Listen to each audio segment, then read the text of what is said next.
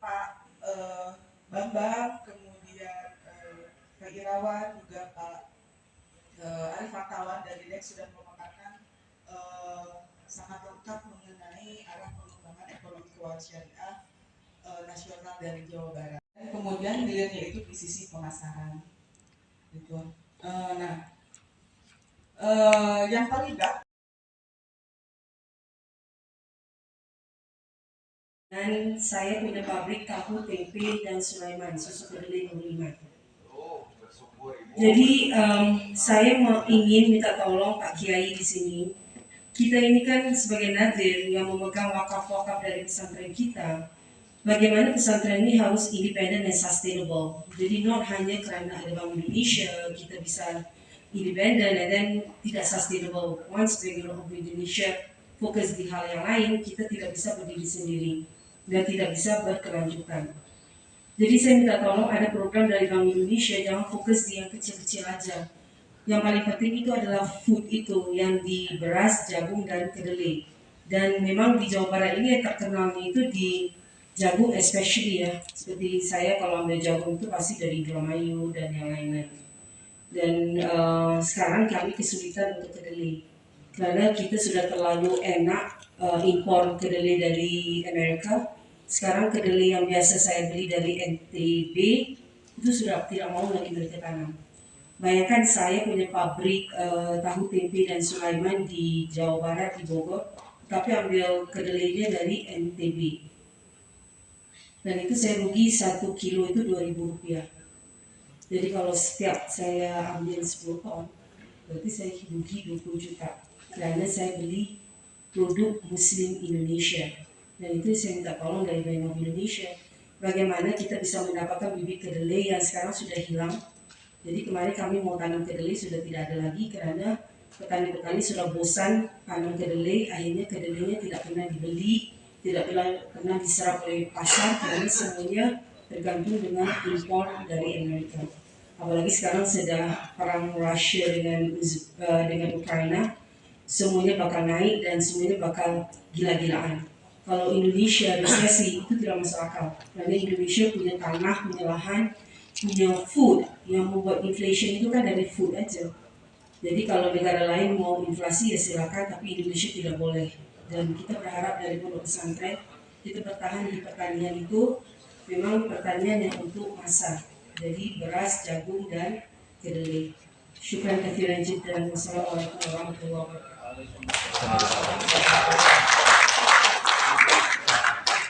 Terima kasih.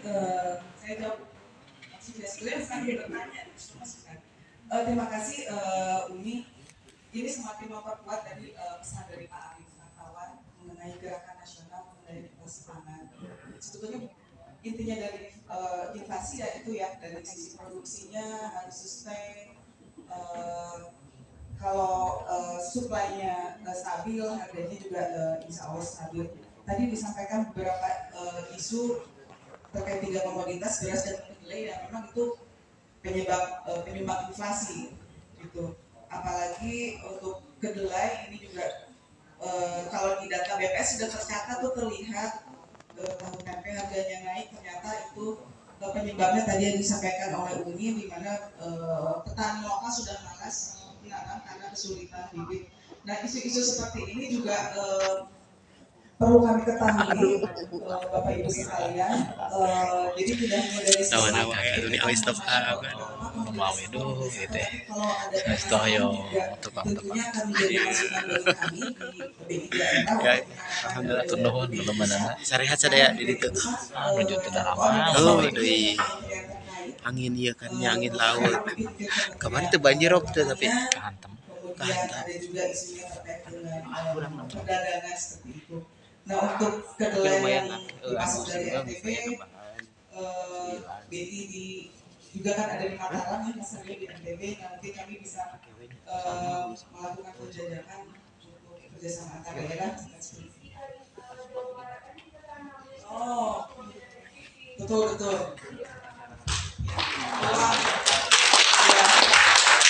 Ya. ya makin kira udah banyak. Ini kayaknya long list nih kayaknya. Tadi udah ada tomat beef, tomat cherry untuk dataran tinggi. Kalau kedelai dataran rendah ya. Nah, berarti udah lengkap kan Irawan. Dataran rendah sampai dataran tinggi Jawa Barat lengkap. Komoditas yang dibutuhkannya udah jelas, pabriknya aja di tempat ini kekurangan gitu pasokan.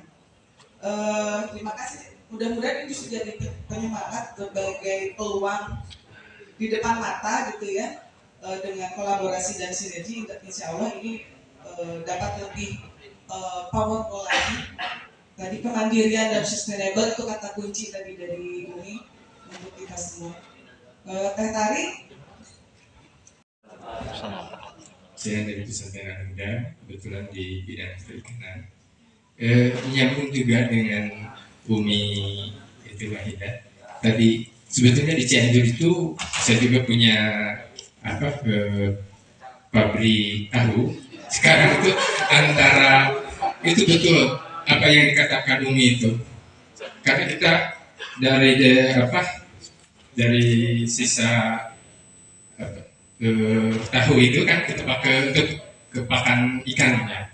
Dan kita juga sudah kerjasama mau bikin dengan PUPR itu untuk maggot, untuk pakan juga gitu kan banyak. Nah di Cianjur banyak yang nanam kedelai, cuman masyarakat itu ingin cepat ambil hasil, jadi belum kering, belum matang udah dijual gitu. Jadi masih hijau, hampir rata-rata udah sama gitu. Tapi kalau yang keduanya itu teknologinya. Kalau padi mungkin udah banyak untuk teknologi untuk pabrik-pabriknya. Tapi kalau untuk kedelai kan belum. Nah mungkin itu bisa disupport dari Kabitren atau BI, ya. Jadi kesempatan soalnya di Cianjur juga banyak daerahnya daerah rendah, panas, bagus lah. Ketika ada setelah panen padi itu rata-rata diberhentikan dulu. Nah itu kebanyakan ditanam kedelai, cuman masih muda, masih ini langsung dijual gitu karena itu mungkin bisa mungkin ada teknologi baru untuk pengembangan kedelai yang baik. Terima kasih. Assalamualaikum warahmatullahi. Jadi menjadi menjembataninya gitu ya. Kalau tadi sudah jelas juga ada istilah hamzah wasol tadi. Nah, justru yang ingin kita dapatkan itu ke teman-teman pesantren juga itu informasi-informasi seperti tadi. Itu informasi-informasi seperti tadi, maka nanti mungkin habis asar sampai malam dan besok hari juga ini menjadi bagian dari diskusi kita. Termasuk juga tadi misalnya dari Umi kan selama ini ternyata kedelainya dan jagungnya itu kan dari NTB ya Umi. Nah kalau di Jawa Barat saya masih ingat dulu ada kegiatan juga kan di salah satu hotel di Dago itu masih zaman Pak Agus Martowardoyo dengan Kementerian Maritim dan Investasi. Dulu saya lupa nama acaranya itu apa. Nah itu kan pengembangan wilayah selatan Jawa Barat. Nah itu kalau berbicara selatan Jawa Barat itu juga ada banyak pesantren-pesantren yang luasan lahannya itu luar biasa sebenarnya. Nah sampai saat ini juga kan belum maksimal. Nah walaupun memang kalau kita runut lagi dari bawah gitu ke atas masalahnya masih banyak juga. Gitu masalahnya masih banyak juga terkait dengan teknologi budidaya, terkait dengan SDM dan lain sebagainya. Nah ini juga menjadi salah satu PR juga kita ke depan, PR penting Mas Alio, untuk bagaimana mengembangkan selatan Jawa Barat ini. Karena kan sekarang selatan Jawa Barat ini secara infrastruktur juga sudah bagus, cuman bagaimana kita meningkatkan untuk produktivitas tadi supaya kebutuhan-kebutuhan yang memang dibutuhkan ya bukan berbicara ekspor saja gitu ya, tapi untuk berbicara lokal juga itu akan sangat mungkin untuk bisa kita kembangkan ke depan. Kuncinya memang di kolaborasi dan di pengumpulan informasi. Jadi kita kan nggak mungkin akan nanam apa, tadi kata Pak Gumang juga jelas bahwa budidayanya itu memang budidaya yang dibutuhkan atau yang ada marketnya. Itu pertama. Yang kedua, Mungkin nanti bisa dibalik ke beberapa slide sebelumnya, mungkin saya pengen lihat tayangannya deh, terus yang terkait dengan Sukamna ini, nah yang barusan, nah ini bisa ditayangkan penuh.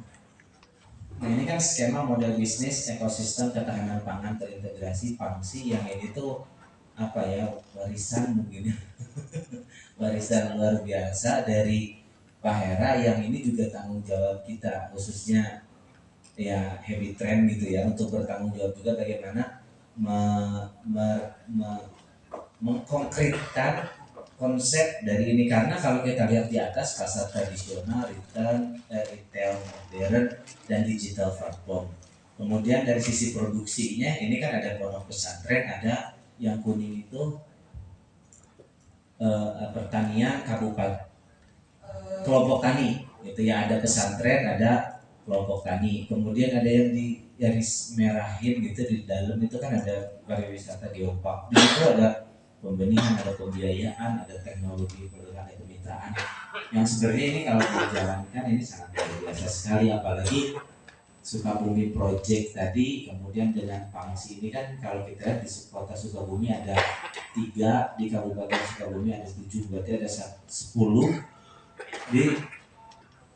di satu kota kabupaten. Yang ini kalau benar-benar bisa dioptimalisasi, itu luar biasa kan nanti. Saya cuma mau buka sedikit saja, sedikit data saja lah gitu ya. Jaringan, kalau berbicara Heavy Trend Jawa Barat, produk pertanian itu kan ada marketnya itu ke modern market, salah satunya itu Superindo ya, bukan Superindo. Kalau kemarin ada yang sedang ulang tahun ya, Superindo. Cecah lontong itu istri saya suka belanjanya di Superindo.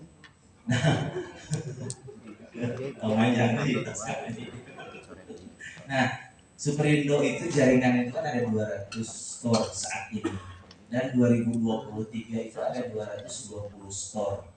Jadi kalau kata diskusi tadi kita makan siang, kayaknya nggak ada tuh 2023 telah itu ekonomi Indonesia akan terus tumbuh insya Allah. Nah, kemampuan kita itu kan hanya mampu di Bandung dan di Jakarta. Sukabumi itu ada permintaan. Saya sekitar ada 2 atau 3 store di Sukabumi dan tidak pernah dikirim oleh kita. Gitu. Kemudian Jayu Majakuning, punten Kang Haji, kalau Jayu Majakuning itu sudah gitunya. Karena memang ada akses tolnya yang mudah, akhirnya dari Bandung kita bisa kirim. Kemudian Garut Tasik Ciamis Banjar itu tidak bisa kita penuhi. Nah, Garut Tasik Ciamis Banjar kan belum ada terbentuk ekosistemnya. Ekosistem Pangsi ini kan belum ada. Nah, yang sudah ada ini kan di Sukabumi gitu. Nah, mungkin ini bisa jadi proyek kembali gitu ya, nanti Mas Arjo kita proyek kembali. Oke, next time kita undang dulu Superindo. Itu kita undang Superindo di Sukabumi itu ada 2 store atau 3 store, termasuk kalau dengan Jogja mungkin ada 5 store. Nah, 5 store ini kan ada 13 pondok pesantren yang berproduksi gitu. Ada kebutuhan dari supermarket yang ini juga kan retail tadi itu, Transmart, KAI, dan Terok, mana dan reseller. Saya nggak lihat kalau Transmart di Sukabumi ada atau nggak, saya nggak tahu. Terok udah belum ya, tapi kalau Superindo dan Jogja itu ada. Kalau dia sehari gitu. tadi mah. Nah itu kita pertemukan gitu. Cuci darah.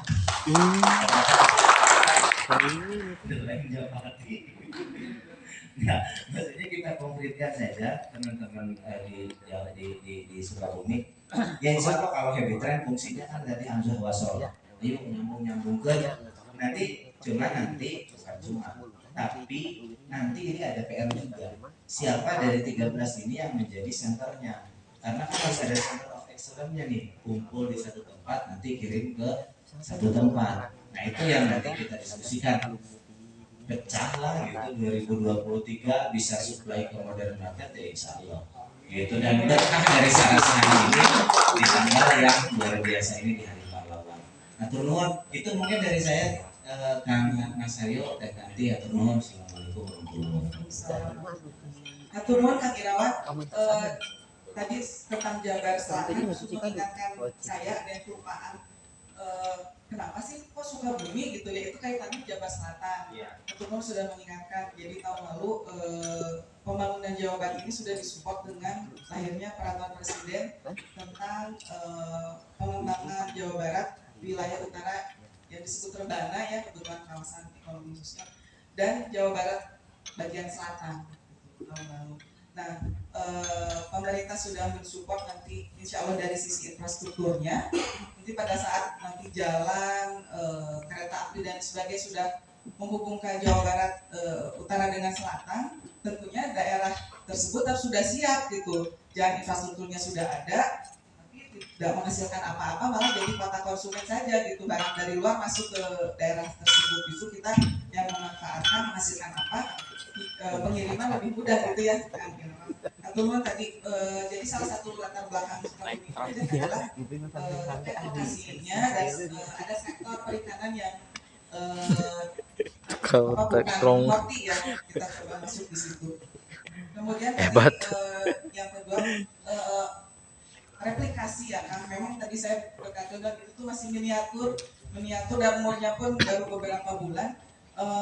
Insya Allah dengan kegiatan diskusi hari ini hingga esok akan lahir tentunya pemikiran-pemikiran yang lebih kaya lagi. Ini hanya sebagai pemantik saja bagi Bapak Ibu sekalian, karena kekuatan sudah ada, tinggal dipersatukan saja sehingga menjadi hal yang lebih besar lagi.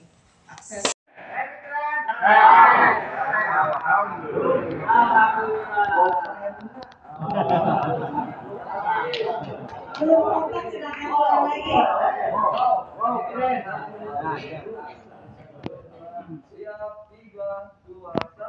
Siapa kita? Happy Trend. Happy Trend. Wow. Biasa pas penyakit kemana-mana. Ayo, kayak payun lah. Oh, payun lah. Fraksi 1 di depan.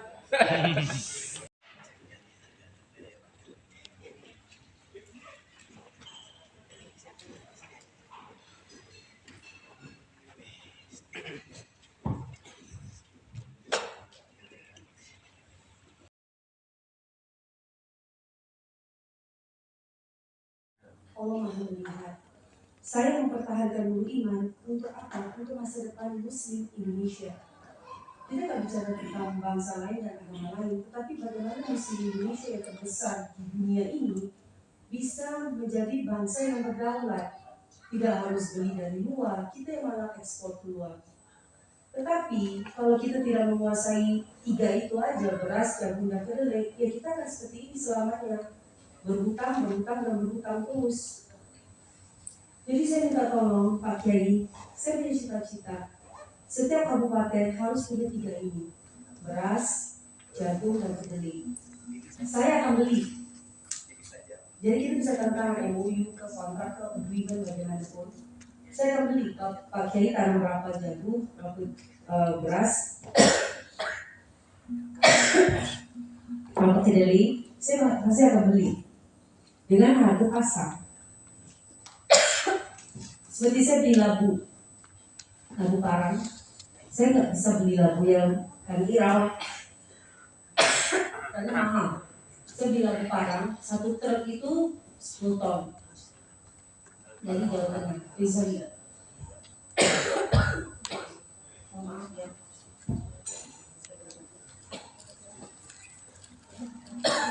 It's okay. Ini oleh-oleh saya dari umroh. Barokah. Biasa umroh jam 1 siang, lumayan.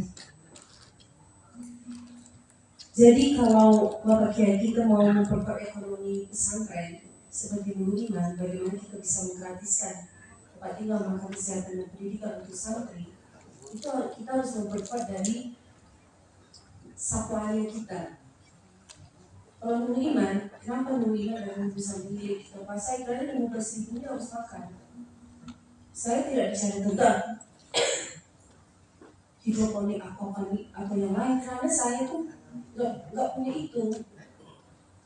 Tanpa Bank Indonesia saya nggak bisa punya greenhouse dengan modal 1 miliar lebih, saya nggak mampu. Bagi saya dengan 1 miliar lebih dari segi sawah wakaf buat makan santri. Karena kalau yang kita bicara tentang yang exotic food, makanan yang untuk kelas menengah ke atas, itu bukan kita, bukan santri, bukan pesantren. Tapi yang penting ada beras. Sekarang saya mau campurkan bagaimana beras, jagung dengan tiwul. Tiwul itu apa? Tiwul itu apa? Singkong, yes. Jadi kalau Bapak Ibu kalau tahu, orang Jepang itu bikin beras dari sejenis ubi-ubian, shirataki rice, shirataki noodles. Itu harganya sangat mahal, padahal itu dari ubi-ubian. Singkong juga ubi, dan singkong itu bisa dijadikan beras. Itu sekarang kami sedang develop bagaimana beras jagung sama singkong. Jadilah beras tiwul, murid iman. Sekarang kita ada, alhamdulillah ada Kang Irawan yang ahli di pertanian. Memang profesor doktor dari pertanian. Kita harus kerjasama bagaimana pertanian itu lebih ke mes, berarti ke beras, jagung dan lebih besar produksinya jagung dan kedelai. Dan kalau Bapak Ibu, saya minta tolong sekarang database kita lakukan. Pesantren yang punya lahan yang berapa aja yang bisa dimanfaatkan untuk pertanian kita, tolong dicatat. Nanti biar sekretaris kita ini biar rapikan. Nanti kita masukkan di kita punya database khusus untuk Jawa Barat. Tolong jangan dibocorkan kemana-mana. Karena orang yang punya ilmu itu orang yang berkuasa. Knowledge is power. Satu. Terus nanti kita bicara tentang SDM. Percuma punya lahan, tapi tidak ada manusia yang bisa menjalankan. Dan kita jangan bicara tentang, oh saya bisa gaji orang jangan. Beda santri yang menjalankan dengan orang yang kita gaji. Ini kan program kami dengan BI untuk ekspor cabai itu kan di situ bermasalahnya. Rata-rata pesantren tidak punya SDM, akhirnya kita gaji orang, akhirnya di situ meledak pembiayaannya. Padahal kita ekspornya cabai ke Jepang. Tetapi harga cabai di Jepang bayarkan 1 kilo 30.000. Saya jual di pasar baru 1 kilo cabai saya 60.000, orang berbeda. Karena yang terkenal sekarang kan cabai kan sedang naik. Jadi Bapak Ibu, saya minta tolong kita rapikan. Bapak Ibu bisa siapkan lahan berapa. Nanti saya sebagai pembeli, saya akan beli 1 beras, mau berapa ton Bapak Ibu bisa produksi, saya akan beli gabah kering. Kalau gabahnya masih basah nggak apa-apa, saya punya open. Jagung, karena saya punya peternakan sapi, kambing, domba, dan ayam. Jadi jagung itu setelah kita campurkan dengan beras, kita giling, itu nanti ada pupuk-pupuknya. Itu yang kita campur untuk dijadikan pakan ayam, kambing, domba, ikan. Karena ketika kita punya usaha-usaha perikanan, peternakan, ketika kita harus beli pakan dari luar, disitulah bangkrutnya kita. Karena pakan ini yang suka-suka mereka kan bukan dari kartel, tapi sudah mafia. Jadi mereka kasih harga mereka suka-suka mereka, jadi kita harus produksi sendiri. Nah saya minta tolong Kang Irawan, kita bagikan. Mana pesantren yang bisa produksi pakan? Kita bagi-bagi tugas. Jangan semuanya nunggu iman bisa jadi pembelinya juga, bisa jadi penjualnya juga. Kita tukar-tukaran bisnis. Misalnya Pak Kiai ada yang punya lahan, cocok untuk beras, oke. Di sini berapa, nanti ketika panen kasih tahu ke Nuriman, kami bisa jemput dan bisa juga dikirim ke Arab. Siapa Pak Kiai yang bisa tanam untuk kedelai? Itu saya butuh kedelai 10 ton per minggu. Itu hanya 10 ton loh, karena saya bisa naik sampai 20 ton per minggu kedelai ya. Terus yang jagung, karena itu bisa untuk pakan dan juga untuk makannya santri kami. Jadi minta tolong Pak Kiai, saya butuh database untuk lahan. Terus santri yang bisa mengerjakan lahan itu kan sebenarnya pertanian itu yang sampainya kita tanam. Kalau kami semuanya organik, karena kami nggak punya uang untuk pestisida dan yang lain-lain. Jadi benar-benar organik, maksudnya nggak mampu gitu. Jadi nanti ketika panen itu yang sampai. Jadi lahan, SDM-nya bisa menjalankan dan daerahnya. Nah seperti tadi kami awal bilang daerah jagung. Jagung, beras dengan kedelai daerah yang bisa dibilang di bawah panas, daerah panas. dan kita bisa tumpang sari. Jadi sekarang kami program dengan Bank Indonesia untuk jahe merah untuk masuk di pabrik bintang 7, pabrik jamu. Di situ kami tanam jahe merah itu selama 1 tahun. Tetapi saya minta izin sama BIDEX supaya kami bisa tumpang sari dengan jagung. Jadi 3 bulan jagung, tanam, panen, ganti, tanam kedelai. Ganti kedelai, jagung sampai 1 tahun.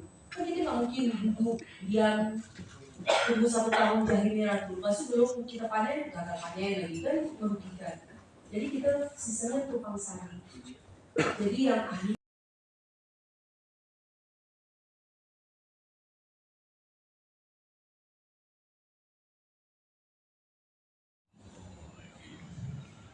Tapi sabri seperti api waktu untuk datang ke lisan ya Allah. Yang terhormat Presiden Jawa Barat, Sejarawan yang terhormat dari Muhammad Presiden Jawa Barat yang saya hormati dan tak lupa juga